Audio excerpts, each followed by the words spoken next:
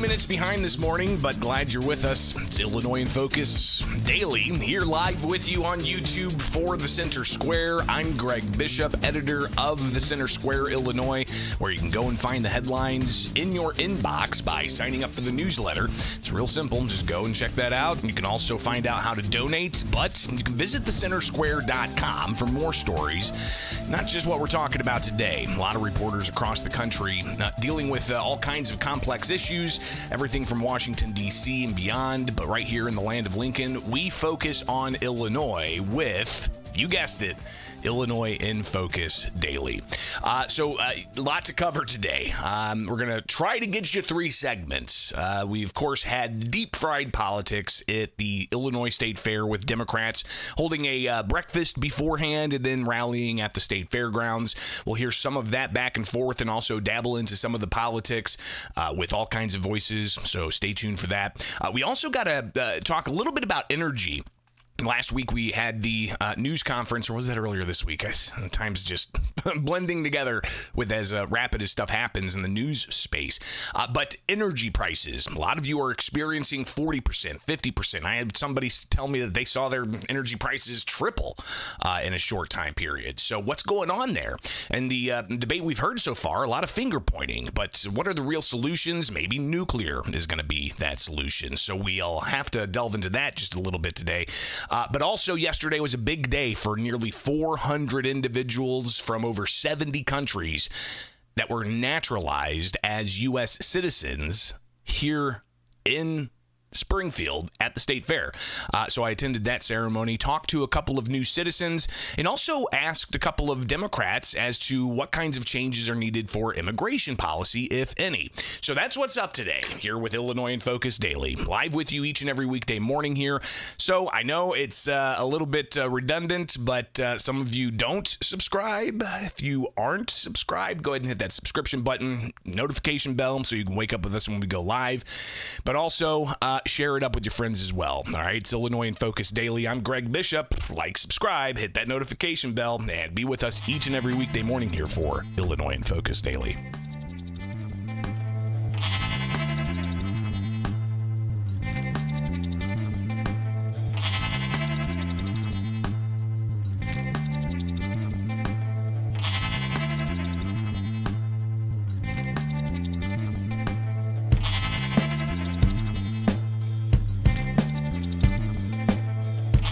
Fried politics at the Illinois State Fair for Governor's Day. It is Illinois in Focus Daily. I'm Greg Bishop, where you can get headlines at thecentersquare.com. Just sign up for the newsletter and get those in your inbox. But wake up with us here for Illinois in Focus each and every weekday morning. Today's Republican Day at the Illinois State Fair. So tomorrow we'll have a lot more to have with the political debates back and forth. But yesterday, Wednesday, was Governor's Day, also known as Democrat Day, at the Illinois State Fair, where the Democratic County Chairs Association held a breakfast at the Bank of Springfield Center here in Springfield. Big turnout, always a big turnout outside the Illinois State Fair for that breakfast. A lot of speeches given, and they had a keynote speech from New York U.S. Representative Hakeem Jeffries, who's the leader of the Democrats in the U.S. House as the minority party. But here in Illinois, Democrats are the majority party, and Governor J.B. Pritzker shared some comments with the crowd that was gathered at the Bank of Springfield Center yesterday. Since the dawn of the Republic, political parties have won and lost elections and then won again, and that's what's going to happen to us in 2026.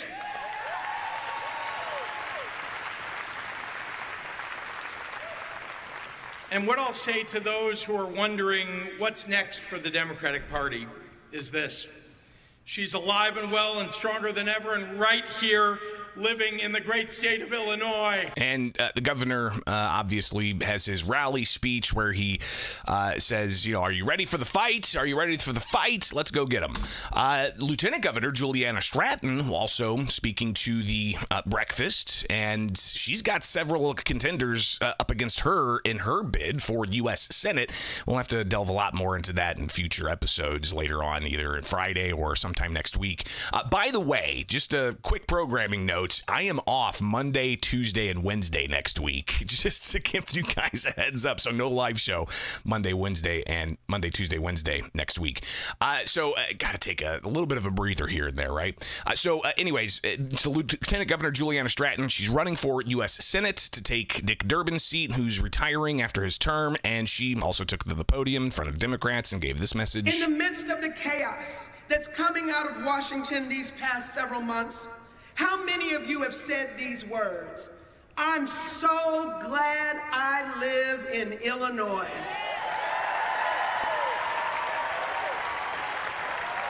It is why the country looks at us as an example, because Illinois is the blueprint.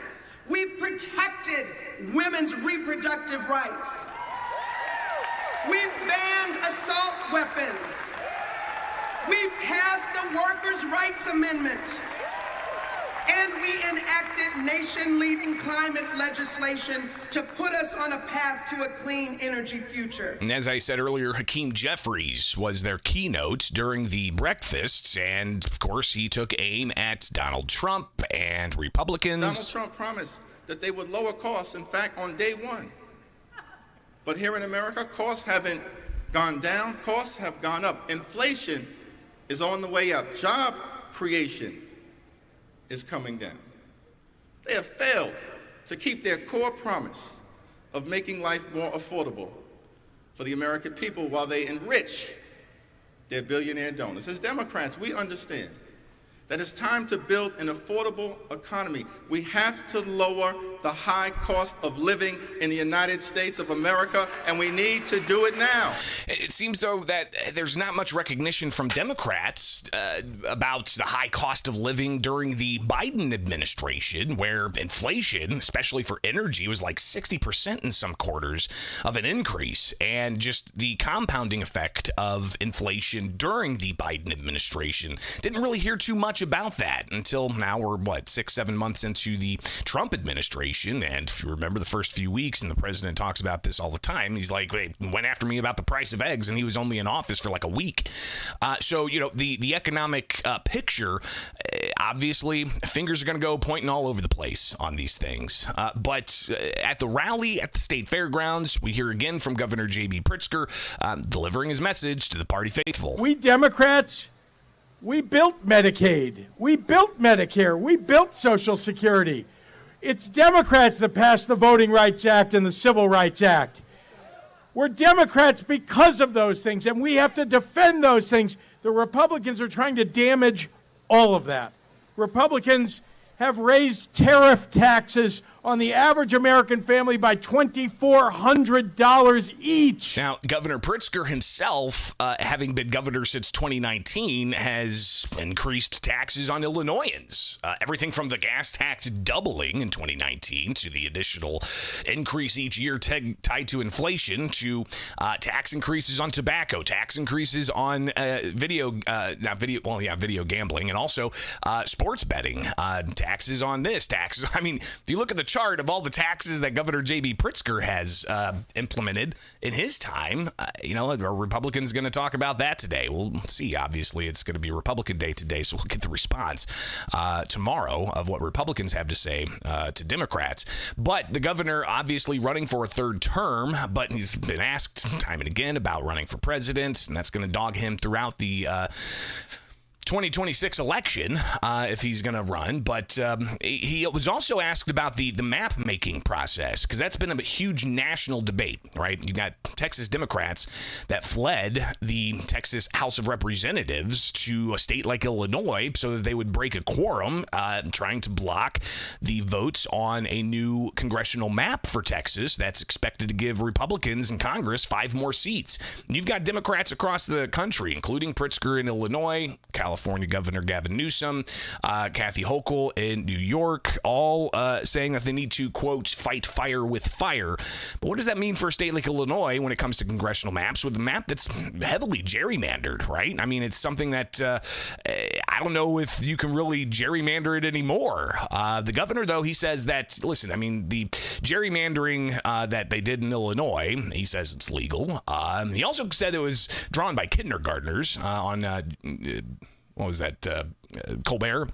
I almost said Jimmy Kimmel. I mean, I don't watch late night TV, so I get them all confused anyways. But you've got the governor saying, oh, the problem here is that it's a mid-decade change of the congressional maps, which he says breaks the rules, but I don't think there are any rules against that.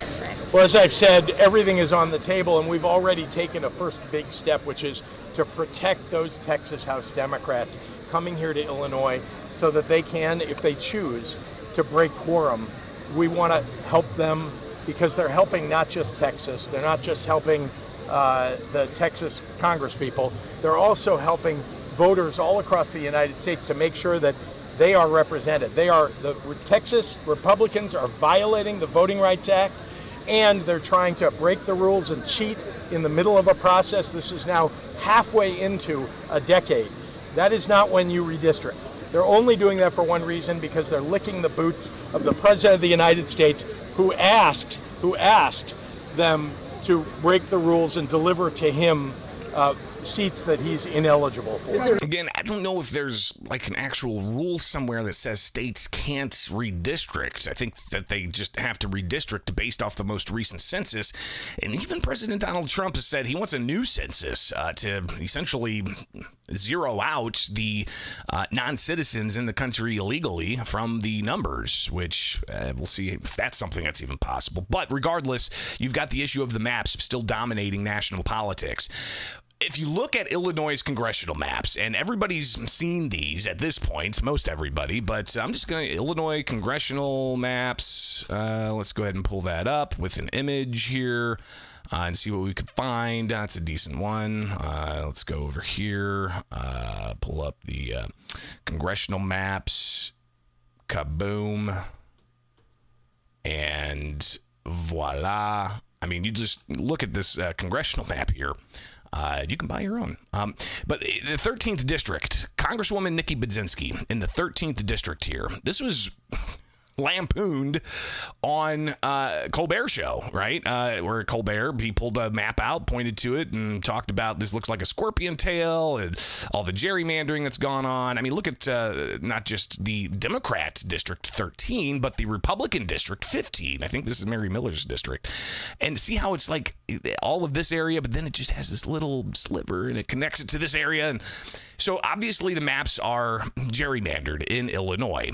Congresswoman Budzinski ran into her at the fairgrounds yesterday, and I asked her about, she's in this district that's been lampooned nationally, and how is this not gerrymandered? Well, look, I would say, I do think legally there have been no challenges that have held up on this map, so I think that is an important point.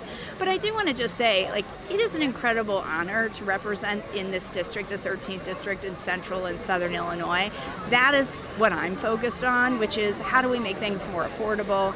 As you know, Greg, there was a report that just came out, the consumer prices rose yesterday by 2.7%.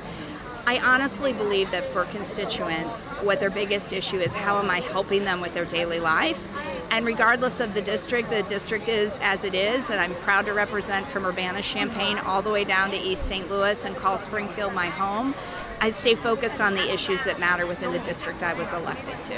How should Illinois react if Texas does add 5 more Republican seats? Well, I agree that we have to. I agree that we have to fight fire with fire, and so I think all options are clearly on the table. I think what the president is doing is not unlike what he's done before when he was asking Georgia to find 11,000 votes that he was short in the 2020 presidential election. That was cheating. Doing mid-decade redistricting is also cheating in Texas. He's looking to pick up 5 seats because, quite frankly, the reality is we haven't ever been able to get a budget. He just passed a big, ugly bill that is deeply unpopular with people as it relates to health care and food security. And so he's looking to distract. And sadly, you saw what happened in the District of Columbia where he called in the National Guard. Another big distraction when you recognize the District of Columbia's crime rates are at a 30-year low. I think he's desperate, and I think that's what this looks like in Texas. And again, not really much indication as to what Illinois will do if they can even try to redistrict to make up, 1 seat? They're going to try to make it 17-0 for Republicans and having all seats for Democrats. How are they going to do this if Illinois is already woefully gerrymandered?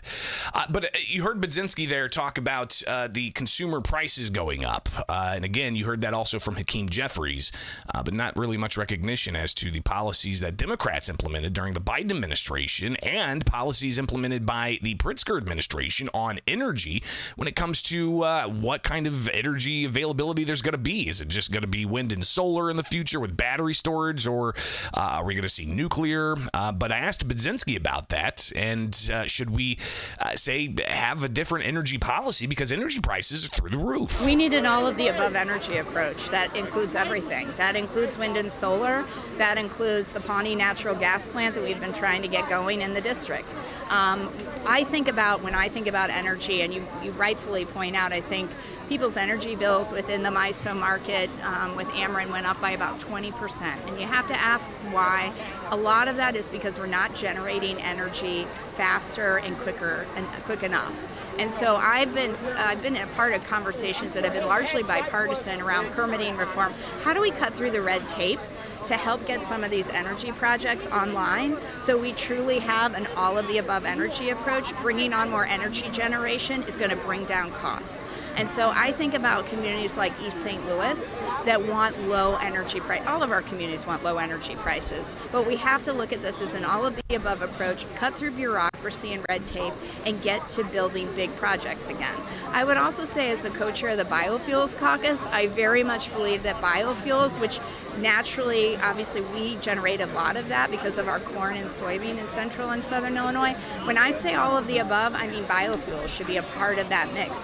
Year-round E15 is something that's going to help people at the pump, bringing down energy prices. So some of the solutions we can find right here in our backyard. And does that include going back to coal? I mean, you mentioned natural gas. Yeah, I do think coal is difficult. We want to be able to reduce carbon emission, but I will just say that as we make the transition to 100% clean energy, which I do believe in, it's going to take us time, and we have to make sure that energy is not just affordable, but it is reliable. Well, it's obviously not just taking time, it's also increasing costs, as you have PJM even recognizing that it's government policies of, quote, decarbonization that has helped increase prices and hurt availability. So what's next? I mean, can we really rely on wind and solar to power the advancements in the data center creation and the advancements of artificial intelligence, all of the energy draw that takes, electric vehicle push, right? I mean, all of these things are going to add to the strain on the energy sector, causing the energy prices to increase more and more. Well, there's an effort to bring about the end of the nuclear energy moratorium. State Senator Sue Rezin telling the Center Square's Jim Talamonte that her bill would bring about the end of the moratorium altogether. She said that in order to have enough power for the new economy, the AI economy, it's important that we have reliable capacity power available to the lowest cost, which she says is nuclear. I was able to ask Governor J.B. Pritzker about the issue because, listen, and when he's been asked about energy in the past, it seems like he's pointing fingers back and forth. And I asked him, I said, instead of pointing fingers, what are we going to do to lower energy prices? We've got to make sure that nobody's pointing fingers. We've got to make sure that PJM does the right thing. They've got projects that they are not putting on the grid to provide more energy. We in Illinois can do something very important, which is we can get rid of the moratorium on nuclear, which has been in place for decades now. We already got rid of it on small modular nuclear. We can do that on large nuclear. It's going to be an important part of a transition to renewable energy everywhere and to our 2050 goal of clean energy. So again, nuclear power, something the governor last year signed the lifting of the small modular nuke ban, but he's saying that now there needs to be a complete lift of the entire moratorium to allow for large-scale nuclear. And Illinois already has the most nuclear facilities in the country, so we'll keep an eye on that. It's Illinois in Focus Daily, and that was just some of the conversation at the state fair yesterday from Democrats today. Republicans have their chance to respond, so we'll bring that to you here tomorrow with Illinois in Focus Daily.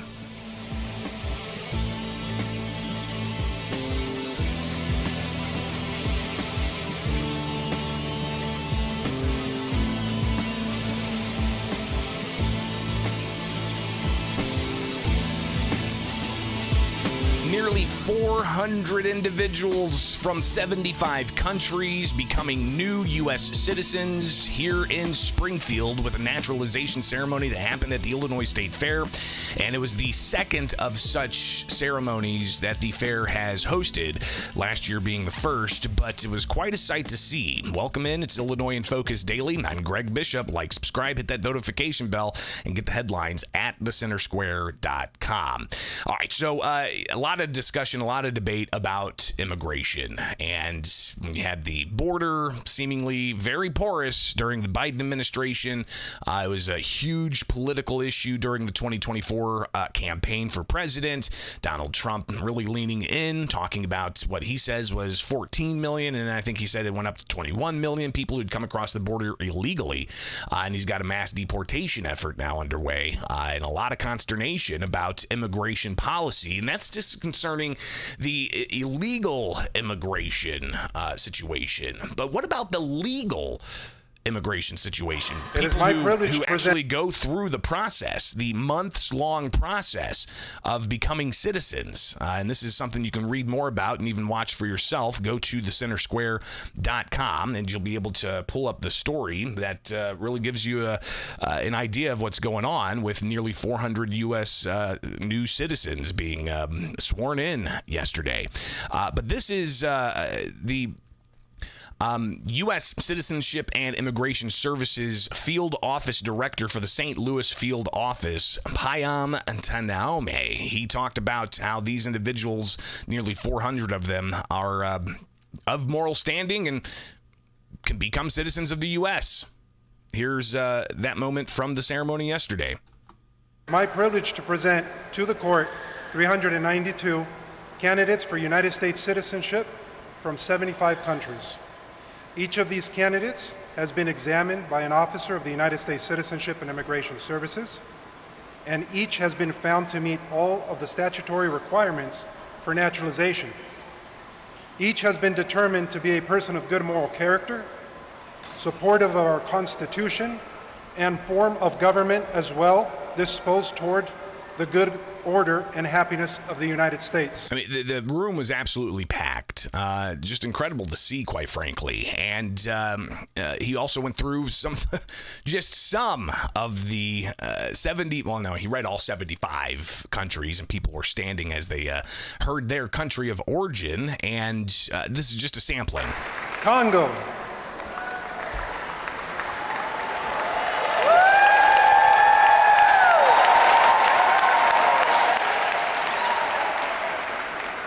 Cuba, Dominican Republic, Ecuador, India, Indonesia, Iran, Iraq. I mean, it went on and on and on from there. Just an incredible showing of 75 different countries where nearly 400 people were sworn in. And as they all stood, they raised their hands and they took the oath, which essentially said that they pledge allegiance to the United States and they disavow any allegiance to any foreign powers, any foreign kings or despots, or, saying, hey, you're renouncing your citizenship elsewhere to become a U.S. citizen, but there's also other things that are involved here. That I will perform non-combatant service in the armed forces of the United States when required by law. Congratulations, everyone. Let's give them a round of applause.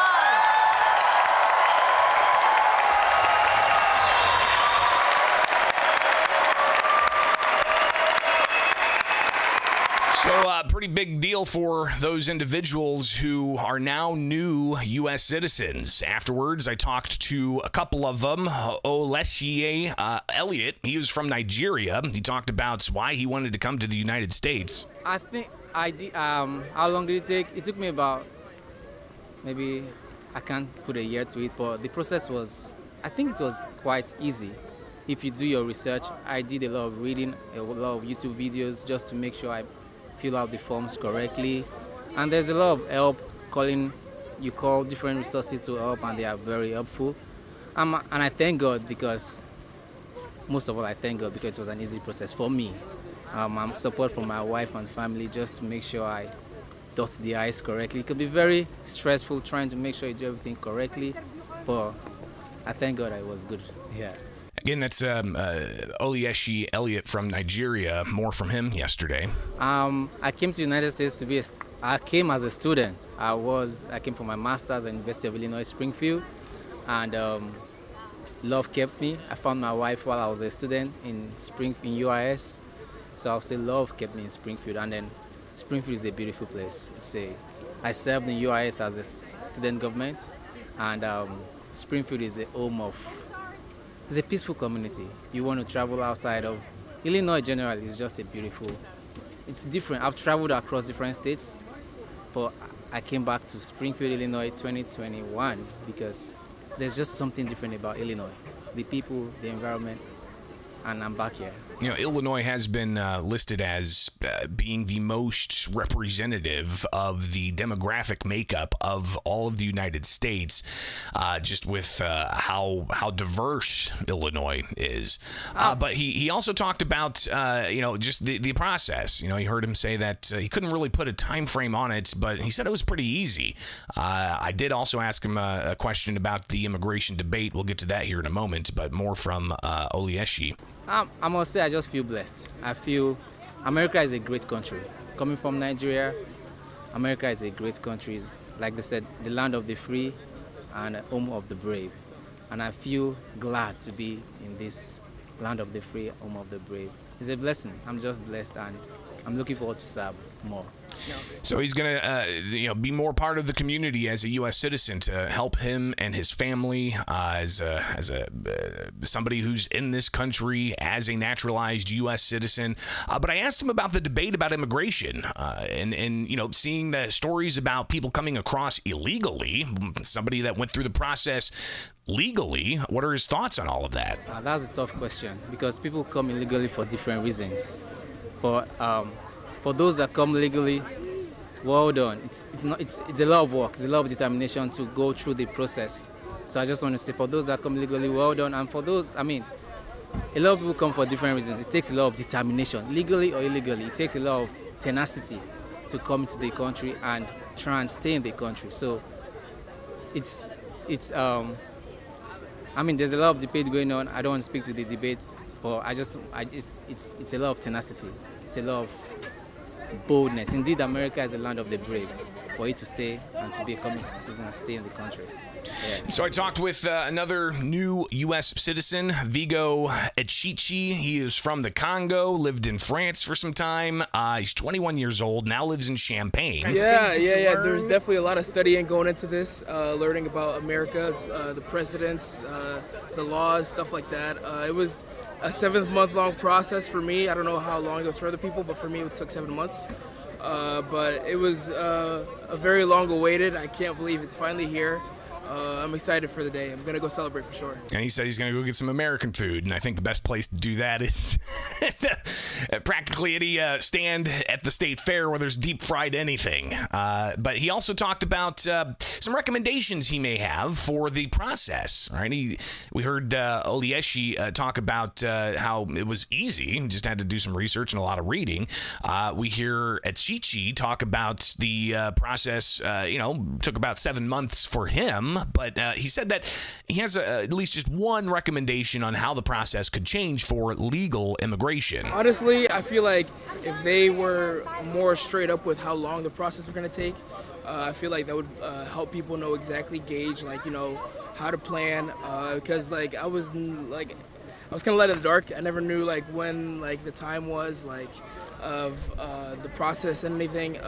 I just got emails after a while, so that's the only thing I'd recommend to change. So a little bit of transparency when it comes to the issue of how long it takes is what Vigo Echichi says is a recommended change.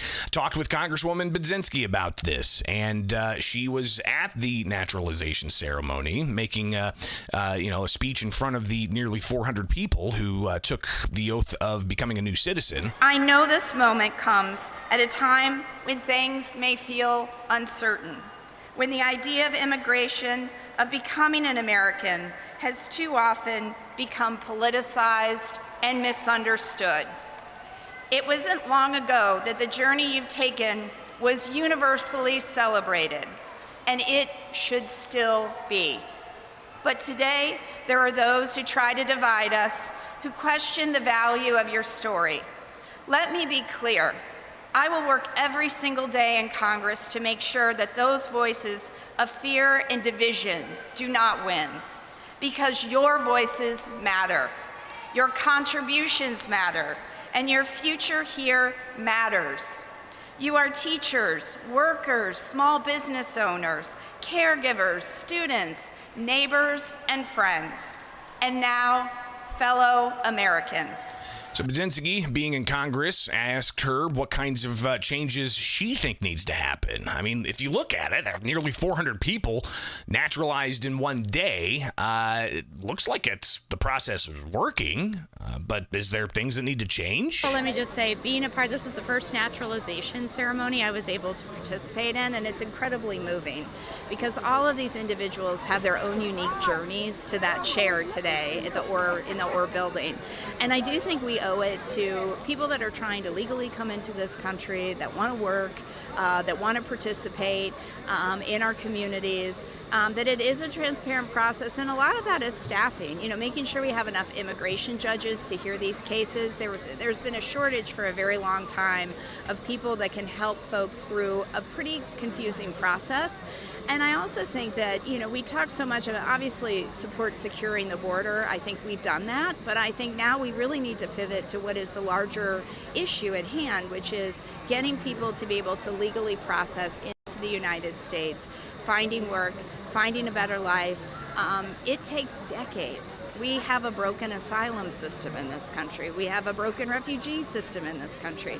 And we need a process for folks that want to legally enter to be able to have their cases heard, that they go through the process, but it doesn't take decades for them to do it. And again, you've got a couple of different, groups of people you were talking about in the immigration debate. You've got the individuals like the 400 that were naturalized yesterday, went through the process legally and became naturalized U.S. citizens with all the rights, voting rights, Second Amendment rights, all up and down the rights categories, right? I mean, they had to take an oath to take up arms in defense of the U.S. if required by law.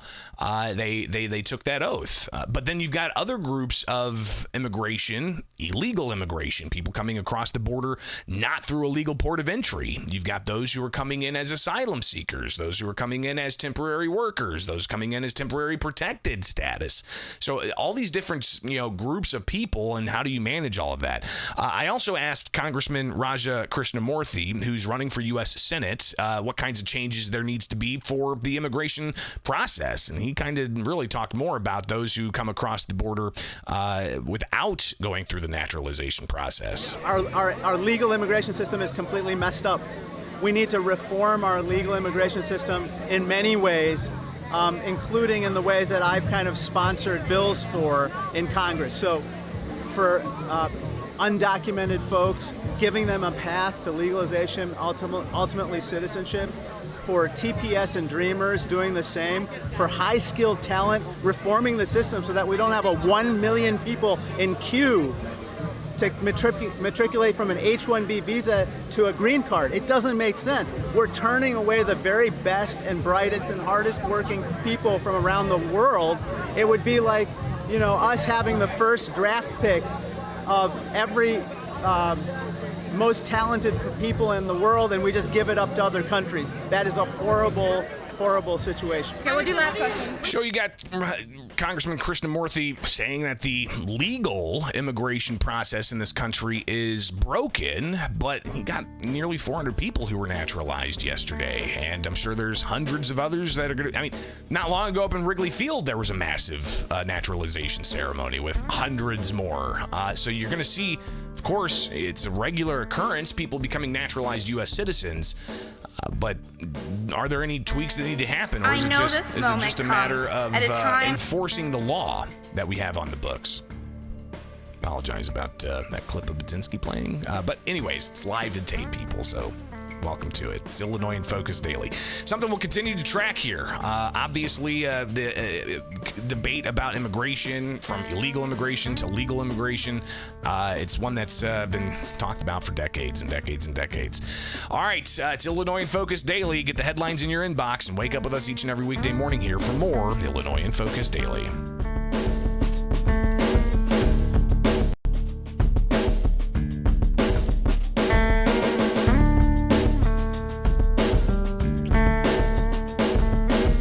That's all I got for you today. Tomorrow, obviously, we'll be reviewing the Republicans' response to Democrats at the Illinois State Fair. We'll also have to delve into a whole host of other issues. Governor J.B. Pritzker signing a measure I think we talked about earlier this week with the National Federation of Independent Business saying it needs to be vetoed concerning workers' safety regulations in Illinois. And if the federal government relaxes some, Illinois is going to keep theirs in place.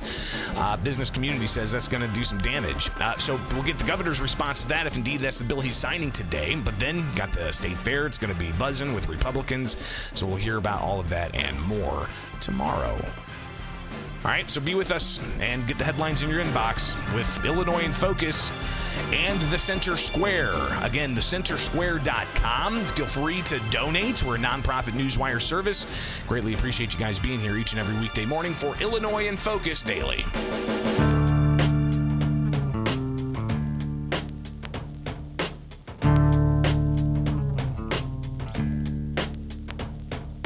Oh, yeah, by the way, just a programming note. I'm off Monday, Tuesday, Wednesday, so got to take a break sometime, right? Have a great day, guys.